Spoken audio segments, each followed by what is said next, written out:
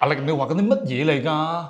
虎華老師，我畫緊嘅係一隻思考緊人生嘅雞。我睇過嘅就好似一嚿俾洗衣機洗過，再俾人哋甩咗兩腳嘅不知所謂生物。所以佢先至要思考人生啊嘛，佢覺得自己好肉酸啊嘛。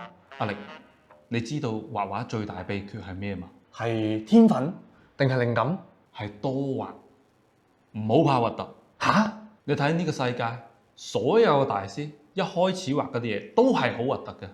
你睇下梵高畫嗰啲向日葵啊，好似爛菜咁嘅。你再睇到畢加索，成塊面啊都歪晒嘅，佢兩隻眼住同一面嘅。所以你話核唔核突？太核突啦！但係點？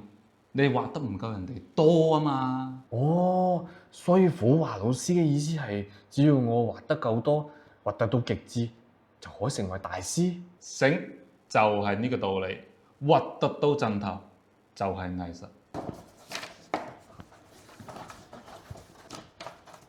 阿力，你最近好勤力，點啊？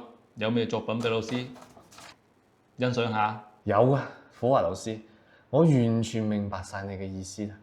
呢一排我畫咗好多，而且我已經完全唔怕核突啦。好，有志氣，快啲俾我睇睇你嘅進步。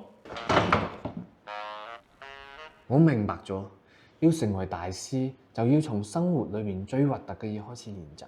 呢一個星期，我畫足7日廁所，每一日我都將我哋中心嘅廁所從唔同嘅角度，用唔同嘅光影寫實咁樣畫咗出嚟。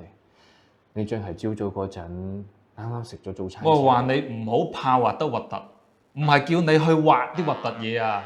你冇搞錯啊，大佬！冇錯啊，虎華老師，你話核突嘅盡頭就係藝術，我覺得我已經摸到咗藝術嘅門檻。